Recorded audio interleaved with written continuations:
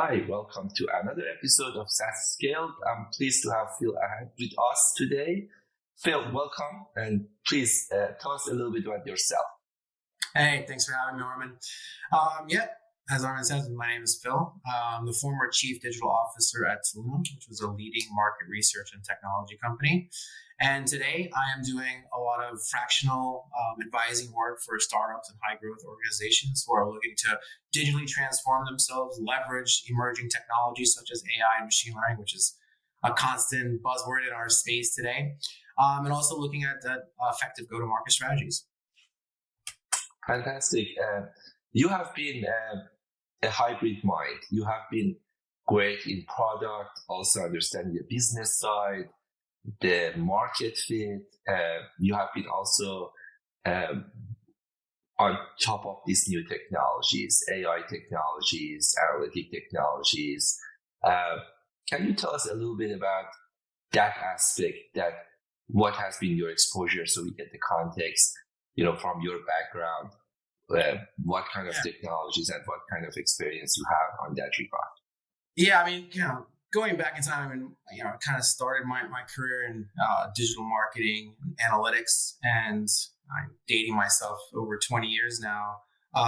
When digital products started being created or going to market within internal teams, there wasn't like a product team per se. Like a product team would be a physical team, or you had engineering IT teams, but you didn't really have like digital product teams to basically conceive, build, launch, monitor usage, and adjust these products and solutions in market. And, at the time, they're like, oh, we'll just give it to the marketing team. And who in the marketing team would do it? Would it be the brand people or the comms people, right? It's the digital marketing people, the analysts who are like, oh, well, we can monitor this stuff so we can decide, or we can help decide what to build, what clients and users will like. And that's how I kind of fell into digital products. I was an analyst on SEM and web traffic optimization and exposure stuff, and ideas came up in these organizations. Well, what if we built this platform or this service and this solution? What would it look like? How would people interact with it? Oh, I'll start to spec it out, to start to scope this out. This is kind of how I started working with commercial teams to kind of understand fit, client use cases, but also working really closely with engineering teams to actually help me build it, because I can't code, right? I can't build. I can envision and I can help that process. And that's how I kind of got into digital product development and strategies, and kind of overarching really all of these specific groups. And now, since it's such a core part of every single thing every single company does, it also requires a lot of interaction with operations teams and services teams. Because as we all know, if you build a product that's digitally native, it just doesn't stop there. It's not just like engineering built it and it's going to work great. The greatest things that have been the most successful digital products are supported across the entire life cycle of that user engagement. And that's really the strong coordination from product, is to be engaged, working directly with these specific units to have the best kind of life cycle of a user. Fantastic. And then what about AI? You have been also involved in some of these new technologies. What's your perspective in what you see in our world today? Where are heading? What happened with generative AI and this LLM? Where it takes us from your perspective? Is it going to be very impactful in what you have been doing? What's your take on it? Yeah, look, it's all over the news. It's taking over social media accounts, conferences in any industry, right? I think this moment in time, obviously the use cases and how we can use it, it's endless. Like, the opportunities are massive, right? I think of what a lot of companies, and especially my industry within market research, is, what's that balance? Like, where can we leverage this to be most successful, most efficient, but also maintaining, and this is what probably where a lot of us are a little scared of, is maintaining certain levels of quality and service levels that you typically would have. So while you want to disrupt what we're doing today, you want to make it better, right? You don't want to kind of go backwards. And I think finding that mix and that balance is going to be key to it. Now, what's really interesting, I'd say, is the technology is probably advancing. Well, it's definitely advancing a lot faster than the behaviors and our comfort zones to implement, right? In a lot of industries, right? Quite frankly, I feel like AI could do half of what I do on a day-to-day basis already today, right? Now, where I'm able to implement it and leverage it is going to be that key, and maintaining consistencies and quality of the data, the deliverables that we do for our clients. If I look at it in the lens of market research, which is what I've been doing for the last decade plus, is there's three core use cases for it. One is efficiency in procuring and developing the work, i.e., like project management and operations efficiency. Two is in quality of responses that we collect from consumers, the quality of that data, cleaning, scraping, and ensuring it's of high quality standards. And then three, which is probably going to be the most disruptive to the space, is what we call synthesized synthetic responses. Actually replacing human responses to consumer insights projects or market research studies with AI. These three core use cases in a lot of cases have been pushed forward by a lot of companies, especially a company like Toluna, which we've started, we've really invested in heavily. But again, the balance isn't there yet, right? It's going to take a lot of testing. It's going to take a lot of process management and identify, okay, well, this is actually a full replacement of what we did historically or what we've done before, and we're still maintaining, if not improving, the quality. And as a then result, we're improving delivery, reducing costs, and reducing the burden on our operations and services teams. Do you think it will be a reality in maybe 5 or 10 years that AI autonomously start doing market research on its own and just decide, hey, I want to collect some data, so somebody, meaning AI machine, at one point will get up in the morning and then will decide, hey, let me contact Phil and Armand and ask them some questions so I can collect some data and build this kind of case around this market research? I think so.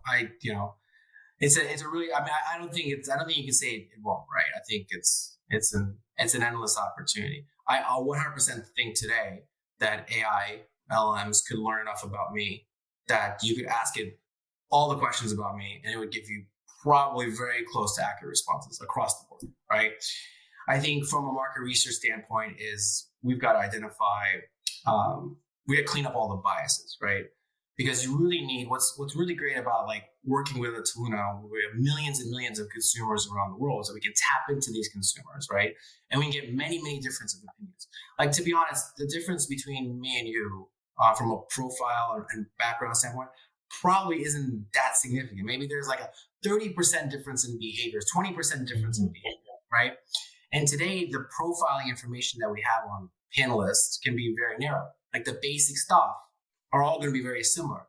So if you build these profiles of people just on the basic stuff, and you ask, a million synthesized responses of profiles of basic stuff, you're going to get a lot of the same answers. So there's not going to be a lot of differentiation in the behavior data of the research.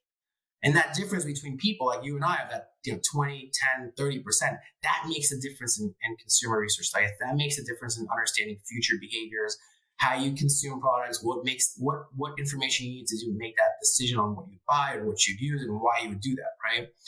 And that's, I think, what would be the challenge from an AI standpoint to completely replace market research is the differences of people's opinions, the differences of people's profiles to give you that type of information. I don't think it's impossible to collect, but honestly, like I said, if you taught the engine everything about Phil, it's going to give you all my responses to a very high degree of accuracy. Now, the answer is, how do we do that across millions of profiles so we're able to encompass the large landscape of consumer research and of consumer insights and market research studies, and to have those differences and nuances of data? Yeah, so as you might have seen, for example, there are in WhatsApp, there are some AI personalities, like one that is great in traveling, and you can ask questions about, your traveling plans, for example. So it just happened for me a couple of weeks ago to be in New York City for a business trip, and then I just said, hey, I'm a little bit earlier here, and got there on Sunday rather than Monday, and let me just ask a few questions. So I started asking some questions, and the AI person on WhatsApp and I started chatting for some minutes, and she asked and some questions, and I answered, and then based on that, she made some recommendation where to go and have a good bagel and which museum is the best for you and which street is the best for the view you like, and based on all the preferences and everything. And after I did that for just 10-15 minutes and received fantastic advice, I realized how much information I have passed.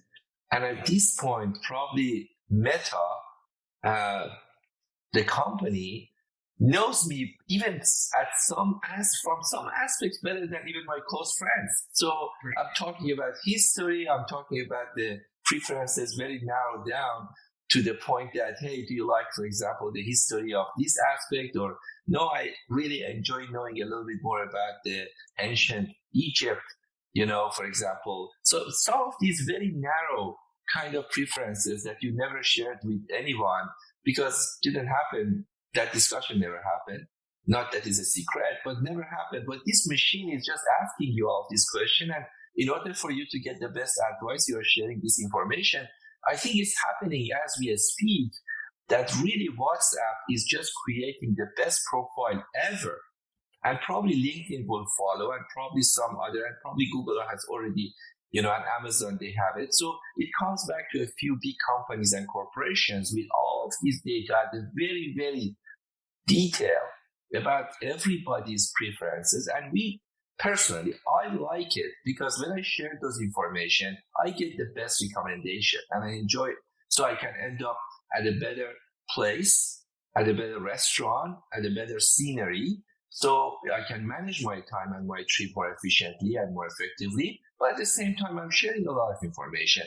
And it makes me wonder that based on this massive amount of data, and these companies already have all of those data and information, what remains to be figured out, because they already know every single person's preference. So at that point, it's just a matter of, let's just cater the information, services, advertisement the best we can to the right person, so it's most efficient. I mean, you're absolutely right. Like, I'm like 99% sure Google, Apple, Meta, they can predict what I'm going to do tomorrow, right? Just based on the behavior of all my devices and just how predictable probably I can be based on just observing me and the information that I've given you, right? Where, to your point, in terms of the need of market, which I think you're coming back to, right? The need of market research. A lot of the work that we do is centered around new concepts, new ways of consuming, new ways of doing things, new products, new services, right? And that's where you need human insights on, because you haven't collected that information on, a new widget that comes out today, right? If, this whole story on, the Mustang, like the fastest horse, right? I want a faster horse. I don't want necessarily a car. So a horse that goes faster. So someone invented a car, right?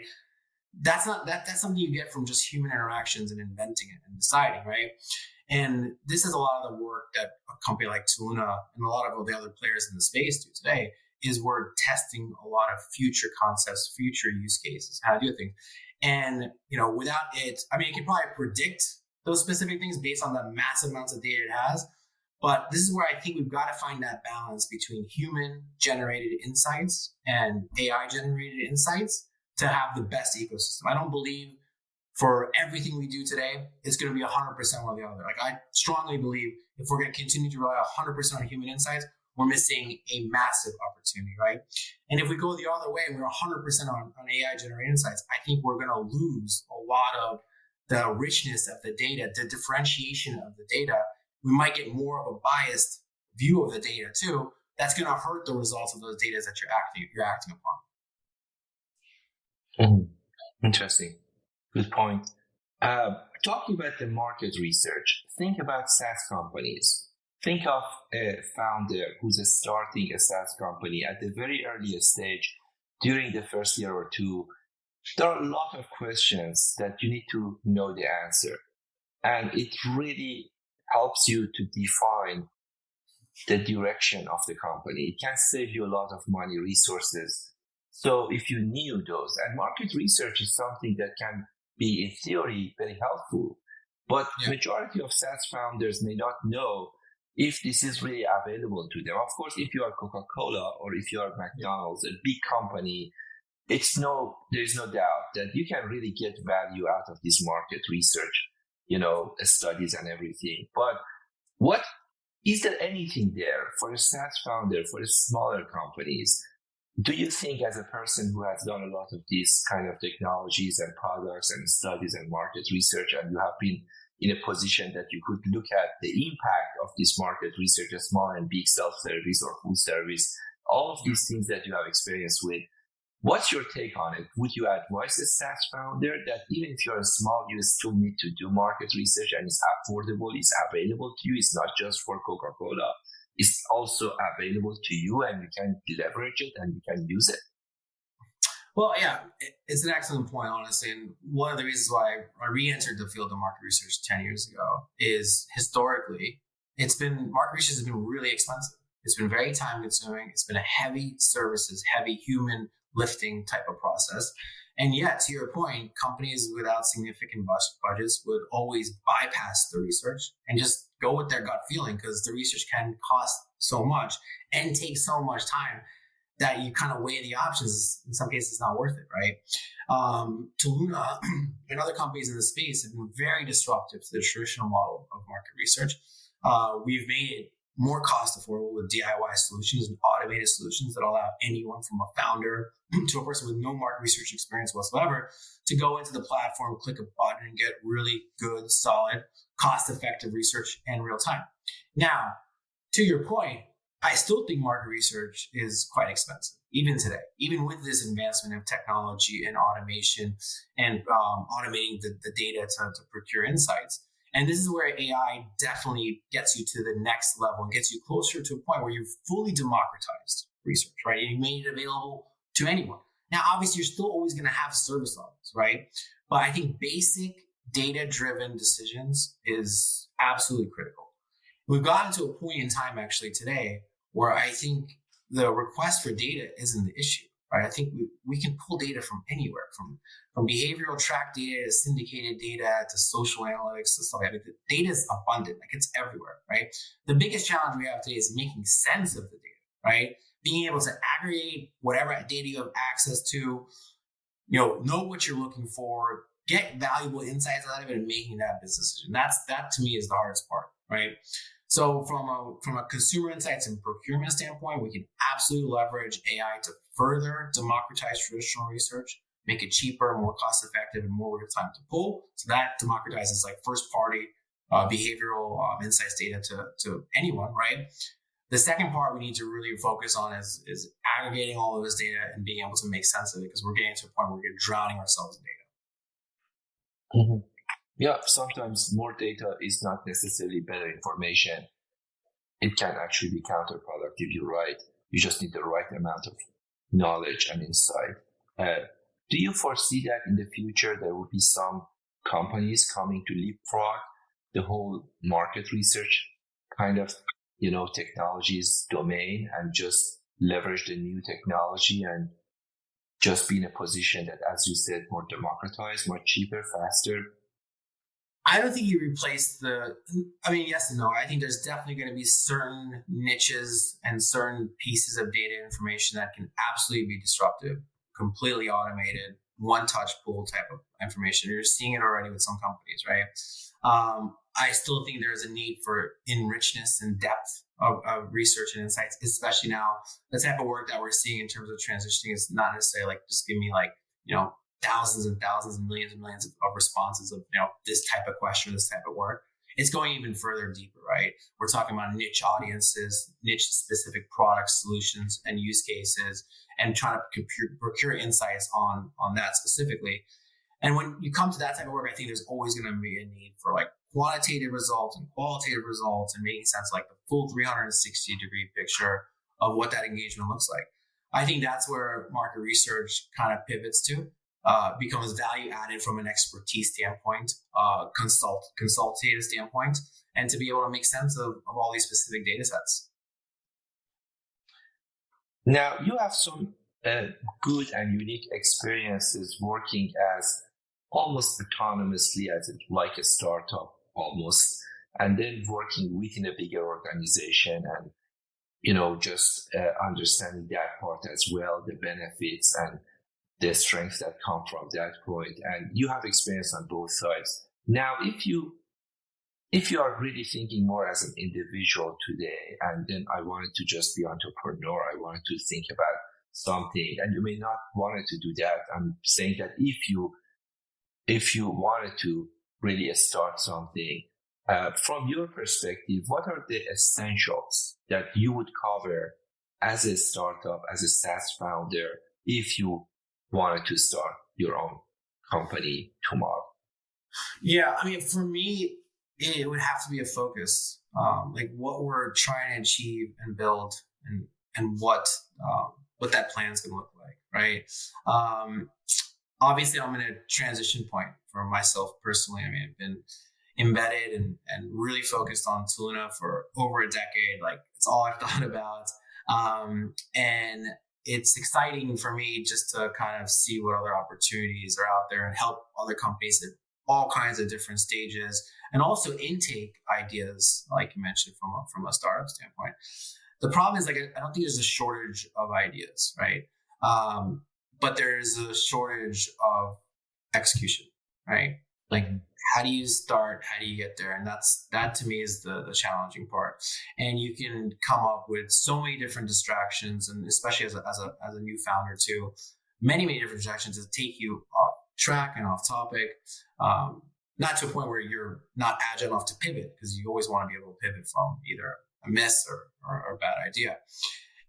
So for me, if I was going to found something and start something up tomorrow, to me, it's like, all right, what need are we going to solve with this? And kind of the 3-step plan on kind of how do I get there? What do I have to tackle first and foremost to get there, and execute it, and be laser focused on that right now. It's funny if you kind of circle it back to AI and machine learning. Like, in the last month, I've had so many discussions with different industries and different startups and even high growth companies. Like, there are more ideas on AI and machine learning that you can even digest today. And that's an opportunity, but it's also scary, right? It's scary from a standpoint that there's going to be a waste from a resource standpoint and a time standpoint to doing that.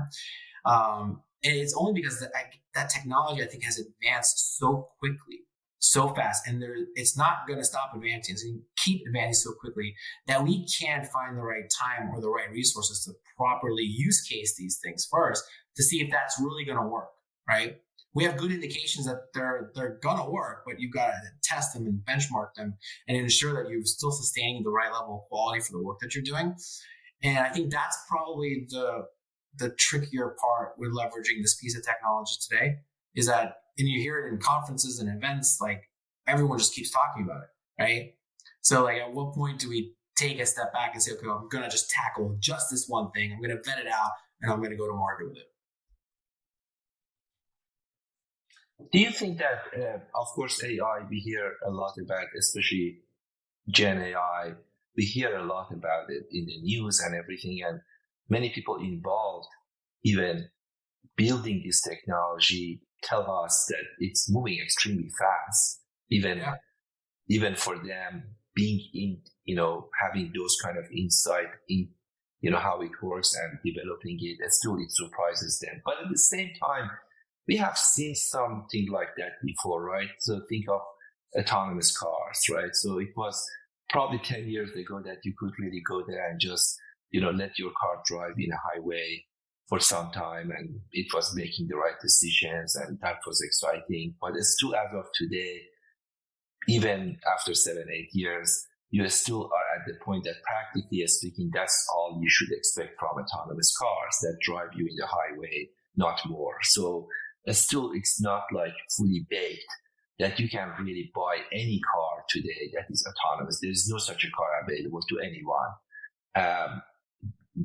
And then you can try some of these robot taxis, but still they are very limited in limited areas, limited hours, limited regions, everything, weather-wise, they are very limited in some particular conditions. We are not even close after 8-9 years to the point that is practically everywhere available. Now, we are talking about this LLM and generative AI and creating content, but it might be the same that we are in the highway today and we see they can drive in the highway, And 8 years from now, still those fine kind of tuning has taken so long that still you cannot just let it go and just do something meaningful by itself to get the maximum value. Do you think it's going to happen the same? That is 80-20 rules, that at the beginning it's very exciting, it's happening, everybody excited, and then takes a while to really complete the picture and make it pragmatic and practically useful? Yeah, I don't want to kind of step outside my lane, all right, but I will say this: like, I think it's going to be dependent on the industry, right? I think some industries are just so embedded in the way they engage with their clients, the way they sell, right, and the way they process things, that they're going to be less excited to adopt this stuff because it's gonna really disrupt how they generate revenue, right? Some service-based industry, if I just thinking outside the head, was the legal industry, right? It's all based on billable hours. Now, if I can create an AI persona, of this lawyer or this person processing documents or reading contracts, right, that eliminates the human time involved in that by 80%, that now changes my entire model of generating revenue. And the same thing with market research and consumer insights, right? The majority of the industry is based on us incentivizing people for their time to give us that data, right? And again, that's very disruptive. So I think there's going to be a lot of pushback. Well, there's going to be a lot of uncomfortableness to integrate some of these technologies because it's going to disrupt the revenue model. Now, the industries that are going to, I see, push faster is when their clients are going to push harder against them to make these specific changes, to improve the time to data, to improve the results that they're expecting, and obviously to drive down costs, right? Or to do more with their specific budgets. And, there's always this thing, thankfully we've seen it less recently, but like on social media, it's like, especially coming from commercial people, it's like, pick two, it's either going to be, faster, better, or cheaper, right? That's dead, right? Like everything we're inventing now moving forward, it's all three of those things. Innovative and disruptive technologies and companies do all three of these things, right? There's no pick two, and that's to me is like where AI, machine learning, and LLMs come into place. It's gonna disrupt across the board. Now, how we generate value, right, is on us as business leaders and inventors and creators in this space. How do we leverage this to generate more value? Not just give them what the piece of technology spits out, but how do you wrap around the human aspect of this to add more value to what the technology is delivering, and then procure more value from your clients and give them more that they need? And I think that's where it comes to like, could we really have full service autonomous robotic delivery today? I don't know the answer to that, but I'd say probably. And I think the aspect that we don't is probably there's a lot of human intervention that stops it, right? So the human behaviors of incorporating these things is what I believe slows down. I believe the technology is moving much, much faster than humans are comfortable with integrating. Yep, that's a good point. Phil, I would like to ask you also at this point to share with us a book that either personally or professionally you liked and it was impactful in what you did. Yeah. I talk about reading. If one of my colleagues were going to listen to this, he would laugh about this because he knows I'm not a big reader, right? Outside of sports stuff, and at Toluna, when I was my last role at Toluna, it was about 400 people in my organization, right? And I had a lot of direct reports, and I was, Phil Jackson is just such an inspirational person as a whole, and someone put me onto his book 11 Rings, and I wanted to read just from a leadership standpoint, how do you manage different personalities? And I obviously, everybody wants like superstar A players, and there's always positives and negatives with any single person on your teams, whether they're a star or they're a growing star, and personalities are different. How do you manage different types of personalities? And historically, I've always been in the weeds type of person too. So as my teams grew, especially at Toluna, and as my direct reports grew at Toluna, I wanted to try to be a more effective leader and a more effective manager. And that was one great book in just terms of managing styles and managing how you had two big egos and Kobe and Shaq, and how do you get the most out of these people, but also still empower them to lead they're always going to butt heads, and how do you manage that? So I don't know if it's a business book, but it's a great leadership book, and I highly recommend that for anybody who's got, whether you've got two people on your team or you've got thousands of people on your team. It's just such a really good read. I couldn't put it down. I don't even like to really sit there and read novels, right? But that was a one good book I'd recommend. What's the title of the book you said? 11 Rings. Okay, 11 Rings. Great. Yeah. Thank you. Great. And thank you for being part of this conversation. Feel always great speaking with you. I appreciate your time. Yeah, thank you, man. Take care.